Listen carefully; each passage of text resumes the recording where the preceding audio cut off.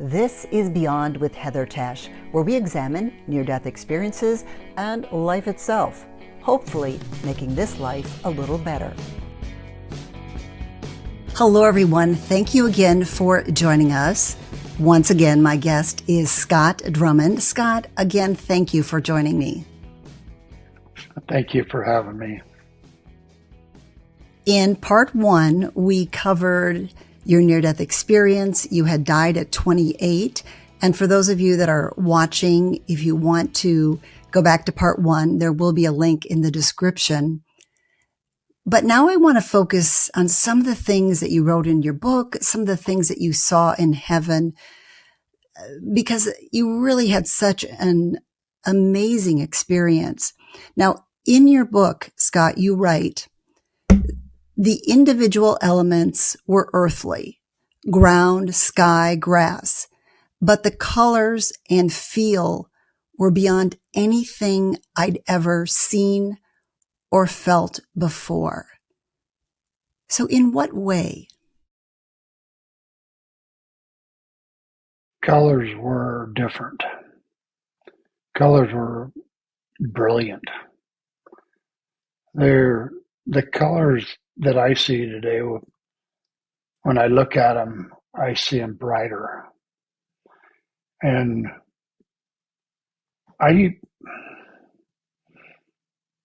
Heather, one of the gifts that I came back with was I see colors differently. I can actually taste colors, and I can't explain how I can do it. But it's something that I'm able to do. I can look at it and taste it. I can look at food and know that the food is good or if it's bad. If it's bad, I don't eat it. Wow. I can take a seed and I can put it in my hand and I can watch it grow to maturity. And I can taste the food and know that it's good before I even plant the seed. So this is all in your mind that you can foresee what's going to happen? Mm-hmm. Yes. And I know it's a gift. I know it's something that is probably not normal. No. But it's something that I was blessed with when I came back. It is also things that before I opened up about my story, I never talked about. But I knew it, and I felt it, and I lived it. And I don't know how to explain it. It's when you feel love. Let me back up a little bit, Heather. Sure. When my hand was almost touching the hand that came through that veil, I felt energy that I had never ever felt before.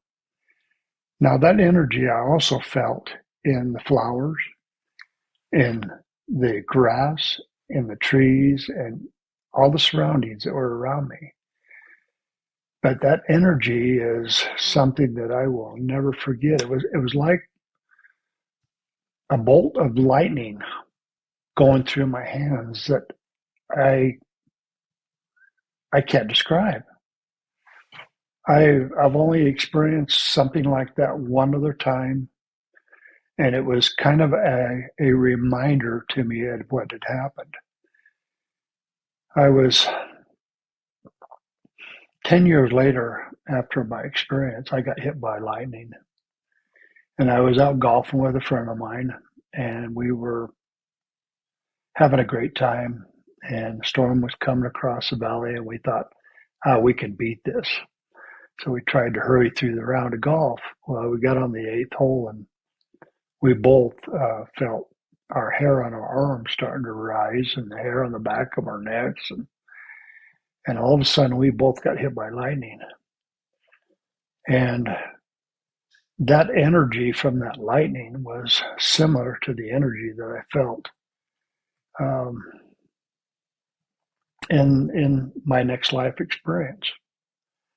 I can't explain it. It went through my the little metal piece on my ball cap blew up my hat, put a black mark down my back, threw me about 15, 20 feet off of the green. Also, a bolt of lightning went through my friend, through his head, blew his back out, blew his L4, L5 out, and we both should have been dead. Because he told me when he came out of it, he thought I was dead because he saw smoke coming out of the top of my head. And this, I know, was a reminder to me that I had to get my life back together because I was starting to veer back, like humans do, into their old patterns. And I didn't know this story completely until last November when I called my friend, and I've known him 45 years, and we haven't talked about this. He wrote down in his journal and put it in his safe and was going to let his family read it once he died. And he brought it out and told me word for word what had happened during our experience. And I was able to record that and put it in the book. Well, my friend died the end of May of a liver disease. And I may not have ever heard that story if I wouldn't have contacted him, Right. The prior November.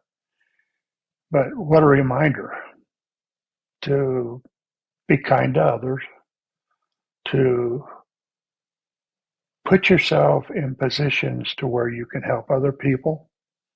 It doesn't have to always be money. It can just be a smile. It can be just a kind gesture.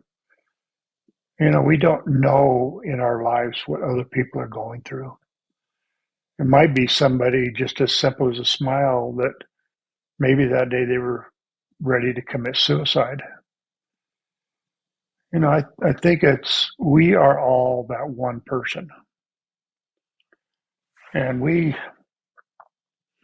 I've been debating, I'm going to be speaking at the IANS conference back in Washington, D.C. And, I haven't even got a talk prepared. All I'm going to do is relate my story.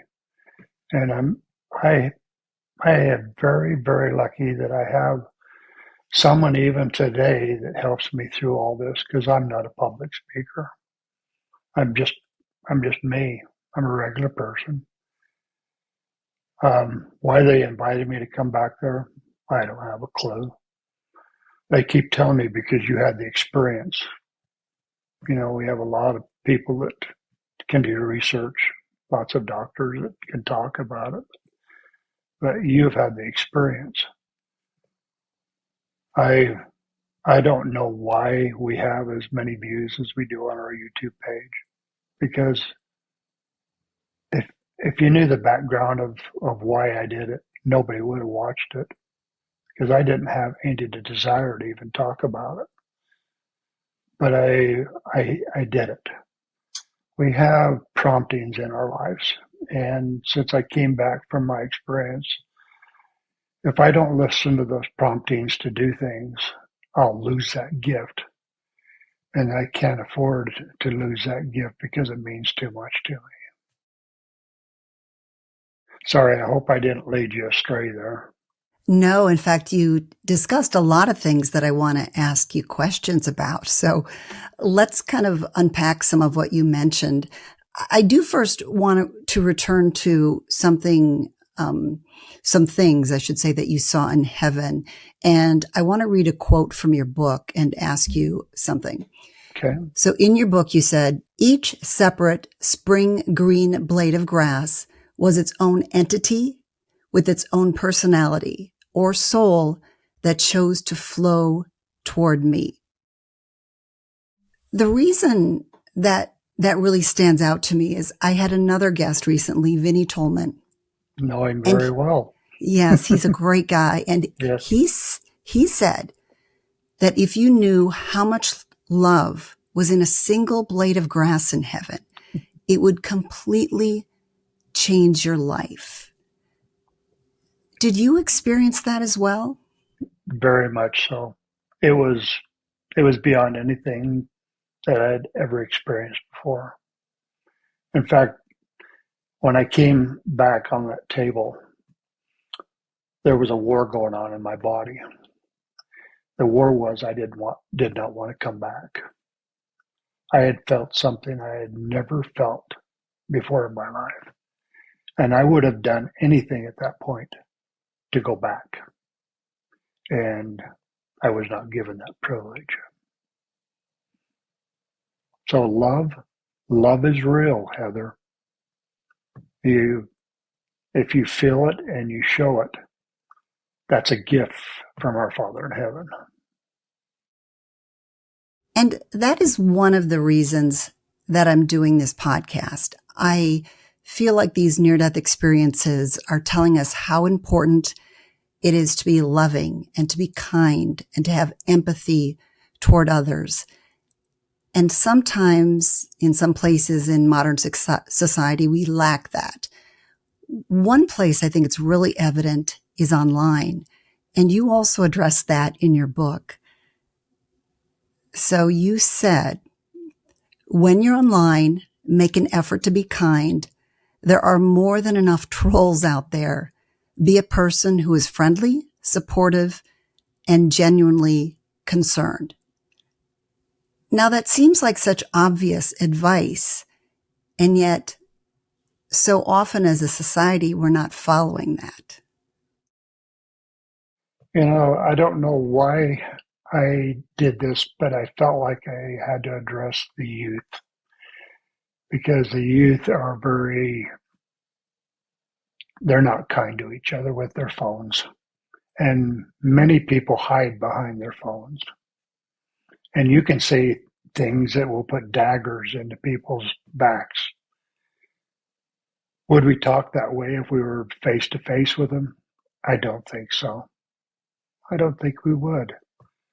So I don't know why that came out so strong for me to say that. In fact, Heather, there was so many things that I put in that book that my ghostwriter could not put into words.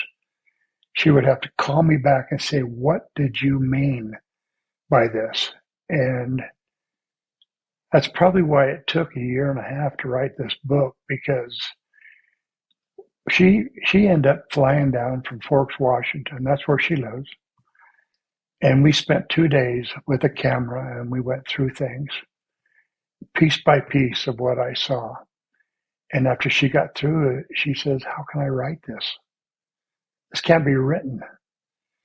But yet she did such a beautiful job of conveying 99% of the things that I experienced. Something else that you mentioned that 2 other people that I've interviewed have talked about is an arm. And that's why it stood out to me, is because I've heard other people talk about this arm. Whose arm do you think that was? I've had to do a lot of studying on this, Heather, because, I've always believed that Christ was the veil, but it's God's hand that pulls you through the veil. It's studying that hand, I can only tell you, Heather, that when I saw that hand and that arm, it was so pure and white that there was no color. It was the most beautiful thing I'd ever seen. It wasn't white. It wasn't black. It wasn't red. It wasn't brown. It was pure. And every time I think about it, I think of the pure love of Christ. And I feel like what an honor for me to be able to see something that pure, that was full of that much energy. It was love, and it was precious in my life. And you're able to return in your mind. You said every day you go back and you relive that. I do. That seems like such a gift to be able to go back to that peaceful, loving place. I pray every day for that peace. There total peace and total unconditional love is something that we all need. If we all had that, you imagine how good people would be to each other? Oh, yes. We'd have a whole different world that we're living in if we were all kind to each other. You know, a lot of these things that I talk about are they're not anything spectacular. They're just feelings that we all should have anyway. At least I felt when putting this book together. I thought, I'm just talking to the wall. But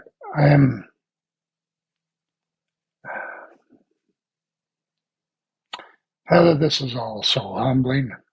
I'm not an author. I am Scott Drummond. My wife knows me better than anyone else. We've been married 49 years. She has put up with so much from me, and we love each other. You know, we're going on our 50th year, and we still like each other. You know, That's great. That's an accomplishment. Sorry, the camera's moving. It was a good experience we've had. And I imagine you would have had a very different marriage had you have not had this experience. I don't think we'd be together today. Wow. You also had a life review. And one thing I've been curious about with life reviews, because many people have them, is do you retain some of those memories? So for example, I can't remember when I was like 3 or 4 years old, but you actually went back to when you were born.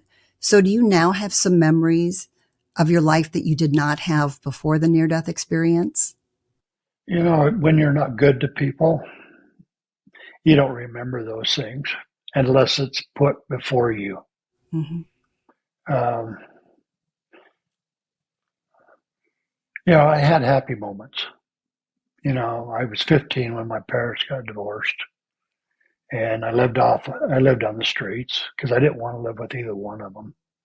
But I ended up going back and living with my father and graduated from high school. But I'll tell you, if it wouldn't have been for mentors in my life, I wouldn't be where I am today.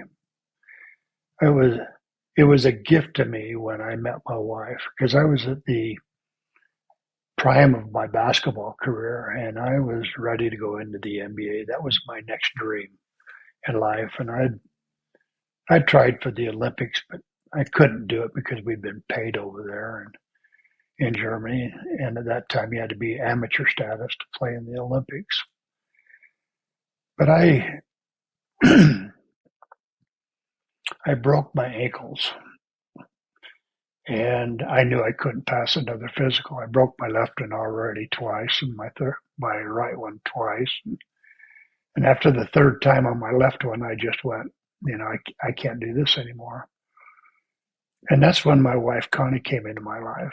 She happened to be over there visiting her sister, graduated from college, and I told her I'd show her a good time while she was there. And 3 weeks later, we were engaged and we got married just shortly after that. And it was the best thing that ever happened to me because what she did is she taught me how to be grounded. Instead of being all caught up in myself, she grounded me. Now, yes, it got away from me when it came to money because it was all about money to get ahead. But boy, it sure reminded me after I had my experience what was important, and that is your family, your friends, your neighbors, and the people you have connections with. Through writing this book, Heather, I have ran into friends of mine that I haven't seen since I was in junior high. They've contacted me and said, you know, we wondered what happened to you, and we knew what your abilities were in playing sports, and you know, it's fun to find out, you know, what level you took it to, and humbling. because don't know if I would have ever run into these people if it wouldn't have been for the fact of this YouTube video that we did or the book that we wrote. You just mentioned the Olympics, and you said you were disappointed. In your book, you were talking about you were disappointed that you weren't able to be in the Olympics because you had gotten paid, and back then you couldn't be a paid athlete. Mm-hmm. And you shared a quote in your book, and this is from a coach that you admired, Dean Smith. And the quote is... Greatest coach. Great coach. That's what you say in your book. And the quote that what he says is, what you do with a mistake is recognize it, admit it, learn from it, forget it. But that is something that's very hard to do. So have you learned how to do that? And do you have advice for us? One thing I learned from my experience was, and it was a quote from my escort that took me up to where I was in the field, don't look back. So many of us dwell on our past, and maybe our pasts haven't been very good, and we're not very proud of it. The advice I got is don't look back. Take today, look at where you are today, and make plans for tomorrow. Because right now, this second, we're in the past. So let's move to the future. Just keep your eyes open, keep your ears open, and see what's going on around you and see if you can make a difference. That's the best advice I can give. Like I said, I'm not anybody real special. I just who I am. I think just have people be real in their lives. Don't be fake. Just be yourself and be real. Scott, we all have different views of who we think God is. After your experience, who is God to you? I know he's there. I know he's real. I know he's powerful. And I know he loves me. In fact, something that you were saying, and I'm looking for it. This is a quote again in your book, and it relates to that. You said, even if you don't believe in God, I know he cares. I know he watches you, hopes for you, cheers for you, and understands the things no one else can truly understand about you. What do you think happens to people that don't believe in God? We know that he loves us. He believes in us. But what about those that don't believe? I can only answer for what I saw and what I believe. One of the hardest things in life is trying to get someone to change their beliefs. Something has to happen to them, just like it happened to me, to make me realize that there is more to this life than I thought there was, and that I'd hoped was. We are men and women here on this earth, and we all have our own experiences. And I was fortunate enough, Heather, I'm saying fortunate, even though I didn't want to come back, but to maybe have a little bit better report when I go back. We all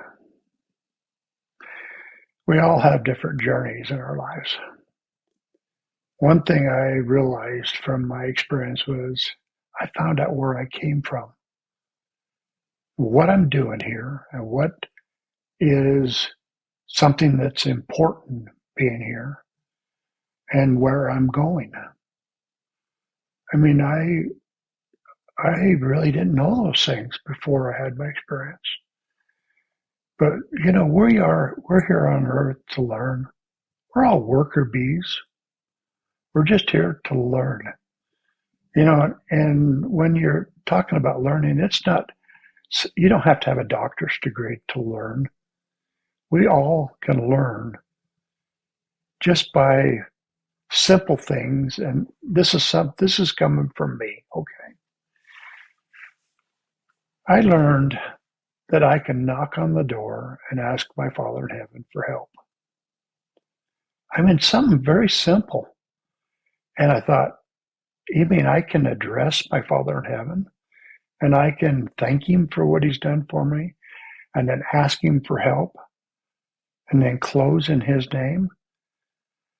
Uh, this was a learning tool for me. You know, we have been very fortunate, my wife and I, to have sufficient for our needs. Why I live here in the United States, where there's so many things that are so much better than other parts of the world, I don't know. I don't know what I did to earn the right to live where I do. And I hope that that'll be a question that'll be answered someday. Because I talk to people in China that, you know, they're atheists and their prime minister is their God. You know, and you go, can I teach you that you can pray about it and get the answers that you need? And then to find out 2 or 3 weeks later that they message me back and say, I got my answer. You know, I go, this is the most rewarding thing that could ever happen in my life. And it's so humbling to know that if I can affect just one person, and that's all that was explained to me, if I can affect one person with my story, I've done what's been asked of me. I have a feeling you've touched a lot more than one person. You really have such an incredible story. I know it's touching a lot of lives. Not only in your book do you discuss this story, but you also give us calls to action. And you talk about we should be mentors and we should live in the moment and we should forgive. And you also say that love is an action word. Can you kind of fill us in on a few of those things? That's a big question. Yes, it is. And I wished I had all the answers. You know, I don't have those answers. The only thing that comes to mind, Heather, is there's people that we have hurt. You know, and we do it sometimes even unknowingly. And when I had my experience, I had to go back and apologize to a lot of people because I didn't realize how I hurt people. If you feel like you've ever hurt somebody, go back and tell them you're sorry. I think that's probably the best start you'll ever have, is just simple word, I'm sorry, and then ask for their forgiveness. Scott, what is the most important thing that you've learned? Don't look back. Just don't look back at what your past is. Just look at today and move forward. That is such a simple thing to say, but it really is powerful. And I think it's something that a lot of us need to hear. One thing that you are doing, Scott, is you are taking the proceeds to your book and you're putting them towards something dear to your heart. So tell us a bit about your book and where people can get it, and then tell us more about what it is benefiting. The book is called What Dying Has Taught Me About Living. The background of this book is closer to my heart than anything. We have a granddaughter that is a child with special needs. She was born at 23 weeks. She was 1 pound, and she spent the first 6 months of her life in Primary Children's Hospital. Had 3 brain bleeds, had her heart worked on, and she is 11 years old now, and she is the light of our lives. She's still on a G-tube and, has to be fed through a machine, but is one of the sweetest little girls you'll ever run into. What we did is we started a foundation. We wanted to take the proceeds from this book and put it into a foundation that could help children with special needs. And what we're doing is we're providing, they find the camps, they find the activities, we pay those people, and then they are able to take the kids to these camps or activities. I am more excited about the foundation, Heather, than I am of my story, because the story is just boring to me because it's just me. But the foundation is when real life comes into play. And we're thrilled with this foundation. My wife and I, to get a 501c3 for a nonprofit is not easy. It's about a 60-page application. But we had a friend, and speaking of friends, we've had friends come in every direction. I don't know these kind of things. I didn't know how to do publishing. I did not know how to do the foundation. But I've had people coming into my wife and I's lives that have helped us through this whole process. And it has been something that I never would have expected to even be a part of in my lifetime. And it's happening. And we're thrilled that it's happening. Sponsors that are coming and talking to us are just, it's like, why are you doing this for me? And it's because they, believe it or not, there are so many people around the world that have kids with special needs. And they share their experiences with me, and I'm going, these are little angels. I believe they choose to come into this world the way they are so that they can gang a body. And my granddaughter is the funniest little girl I have ever been around. She has a sense of humor that I just laugh when I'm around her. There's some things that click. Some things don't click. But she has always got a smile on her face, and I love that smile. And this is one of the reasons why we put together the Gracie Scott Foundation, is for people that have these types of kids to give them some kind of relief, but yet give good quality of life to their kids and to help them to have a better life. I will put a link to that foundation as well as a link to your book in the description. So for any of you listening or watching, you can find it there. Scott, do you have any parting words for the folks that are listening? Life is precious. It certainly is. Thank you so much for joining me today, for sharing your story. You're hoping to touch one life. I have a feeling that with this and I'm holding up the book with this and also your appearances, that I think you're touching really hundreds of thousands of lives out there. So I so appreciate you coming on and talking to us today. Thank you for having me, Heather. You are so very welcome. Thanks for joining me on Beyond with Heather Tesch. Please add comments and questions you'd like future guests to answer. Also, if you liked what you heard, please hit the thumbs up button and subscribe. That'll help keep this podcast going. You can also go to Beyond with Heather Tesch to look for more episodes.